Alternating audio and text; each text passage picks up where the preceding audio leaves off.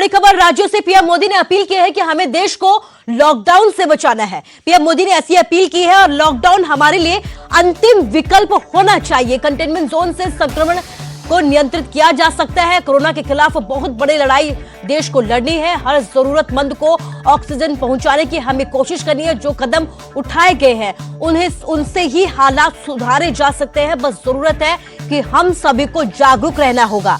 1 मई से 18 साल के ऊपर के लोगों को वैक्सीन लगाई जाएगी। तो इन तमाम मुद्दों पर जो है प्रधानमंत्री ने देश को संबोधित किया है। मंगलवार देर शाम प्रधानमंत्री ने लोगों को संबोधित किया और एक बार फिर से ये बात कही है जिसे लेकर लोगों में लगातार अंदेशा है कि लॉकडाउन लग सकता है। लेकिन पीएम मोदी ने स्थिति साफ की है कि हमें लॉकडाउन से देश को बचाना है। राज्यों से भी अपील की है कि लॉकडाउन जो है वो अंतिम विकल्प होना चाहिए। लॉकडाउन से पहले जो भी जरूरी कदम उठाए जा सकते हैं उन्हें उठाया जाना चाहिए, क्योंकि बीते साल से सबक लेते हुए इस साल ऐसी कोई भी हालात ना हो, ऐसी कोई भी स्थिति ना हो जिससे लोगों का कामकाज पर असर पड़े, आर्थिकी प्रभावित। और यही वजह है कि पीएम मोदी ने एक बार फिर से यह दोहराया है कि हमें देश को लॉकडाउन से बचाना होगा। मैं राज्यों से भी अनुरोध करूंगा कि वो लॉकडाउन को अंतिम विकल्प के रूप में ही इस्तेमाल करें। लॉकडाउन से बचने की भरपूर कोशिश करनी है और माइक्रो कंटेनमेंट जोन पर ही ध्यान केंद्रित करना है। हम अपनी अर्थव्यवस्था की सेहत भी सुधारेंगे और देशवासियों की सेहत का भी ध्यान रखेंगे। मेरा युवा साथियों से अनुरोध है कि वो अपनी सोसाइटी में, मोहल्ले में, अपार्टमेंट्स में छोटी छोटी कमेटियां बनाकर कोविड अनुशासन पालन करवाने में मदद करें। हम ऐसा करेंगे तो सरकारों को न कभी कंटेनमेंट जोन लगाने की जरूरत पड़ेगी, न कर्फ्यू लगाने की जरूरत पड़ेगी और लॉकडाउन का तो सवाल ही नहीं उठता है। पूरी कोशिश है कि हर जरूरतमंद को ऑक्सीजन मिले। ऑक्सीजन प्रोडक्शन और सप्लाई को बढ़ाने के लिए भी कई स्तरों पर उपाय किए जा रहे हैं।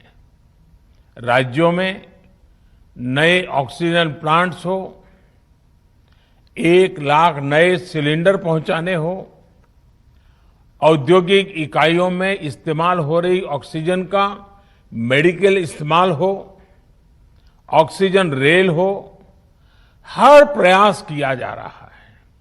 साथियों, इस बार जैसे ही कोरोना के केस बढ़े, देश के फार्मा सेक्टर ने दवाइयों का उत्पादन और बढ़ा दिया है। आज जनवरी-फरवरी की तुलना में देश में कई गुना ज्यादा दवाइयों का प्रोडक्शन हो रहा है। इसे अभी और तेज किया जा रहा है। हमारे वैज्ञानिकों ने दिन रात एक करके बहुत कम समय में देशवासियों के लिए वैक्सीन विकसित की है। आज दुनिया की सबसे सस्ती वैक्सीन भारत में है। भारत की कोल्ड चेन व्यवस्था के अनुकूल वैक्सीन हमारे पास है। इस प्रयास में हमारे प्राइवेट सेक्टर ने इनोवेशन और एंटरप्राइज की भावना का बेहतरीन प्रदर्शन किया है। यह एक टीम एफर्ट है जिसके कारण हमारा Bharat 2 made in India vaccine के साथ दुनिया का सबसे बड़ा टीकाकरण अभियान शुरू कर पाया। साथियों, कल ही वैक्सीन को लेकर हुए एक और अहम फैसला भी हमने किया है। 1 मई के बाद से 18 वर्ष के ऊपर के किसी भी व्यक्ति को वैक्सीनेट किया जा सकेगा।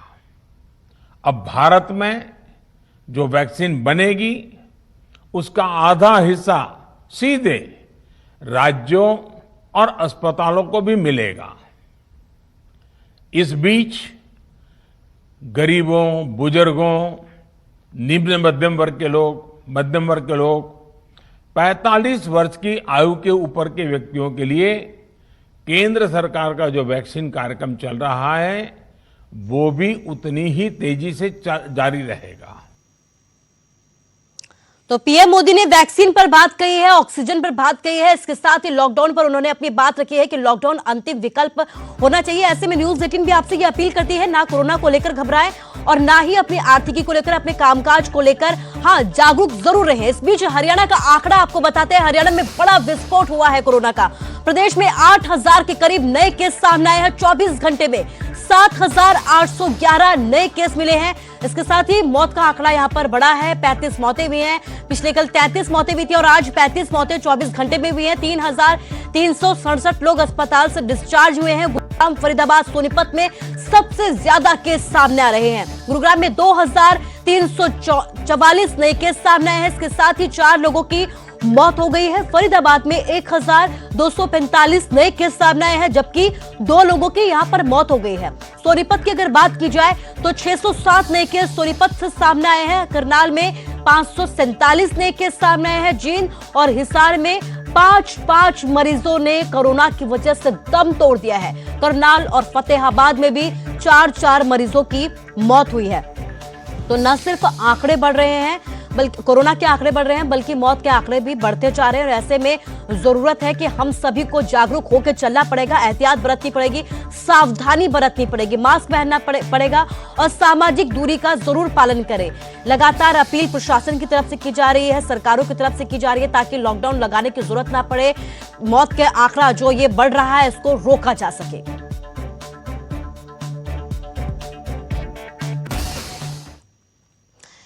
हरियाणा के बाद बात हिमाचल की करते हैं। हिमाचल में भी कोरोना मौत बांट रहा है। बीते 24 घंटे में रिकॉर्ड 16 मौतें हो गई हैं। 1,344 नए केस यहां पर दर्ज किए गए हैं। इसके साथ ही 1,078 मरीज ठीक हुए हैं।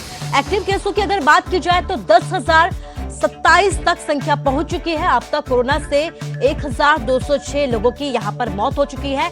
तो हिमाचल का हाल हम आपको बता रहे हैं, जहां पर मौत का आंकड़ा यहां पर भी बढ़ता जा रहा है। बीते 24 घंटे में 16 लोगों ने यहां पर दम तोड़ दिया है कोरोना की वजह से।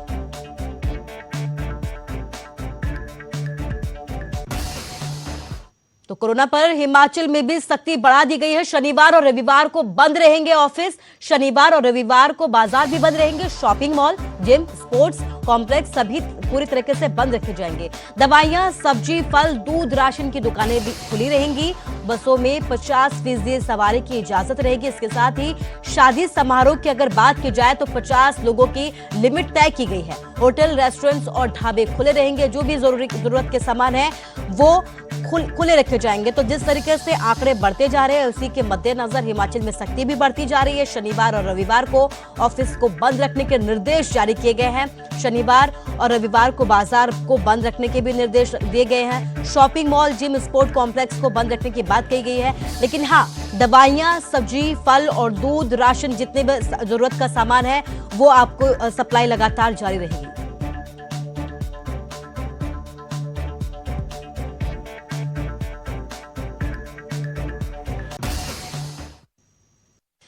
और इस बीच बड़ी खबर यह है कि कांग्रेस के पूर्व अध्यक्ष राहुल गांधी भी कोरोना से संक्रमित हो गए हैं। उन्होंने ट्वीट कर इसकी जानकारी दी है और उनके संपर्क में आने वालों को सावधानी बरतने की अपील की है, जिस पर हरियाणा के गृह मंत्री अनिल विज ने यह कहा है कि राहुल गांधी पहले ही दिन से कोरोना नियमों का पालन नहीं कर रहे थे। विज ने राहुल गांधी को यह सलाह दी है कि अगर दिल्ली के अस्पताल में उनको बेड ना मिले तो वो हरियाणा में आए, उनका इलाज बेहतर तरीके से किया जाएगा। राहुल गांधी जिस दिन से ये कोरोना आया है काफ़ी तरह के बयान देते रहे, लेकिन अब वो कोरोना संक्रमित हो गए हैं। अगर उनको दिल्ली में जगह ना मिले तो मैं हरियाणा में इलाज कराने के लिए तैयार हूँ। तो आपको लगता है सर हो सकता है ऐसी स्थिति बने कि दिल्ली में वैसे ही बेड्स की कमी है? नहीं, वो खुद ही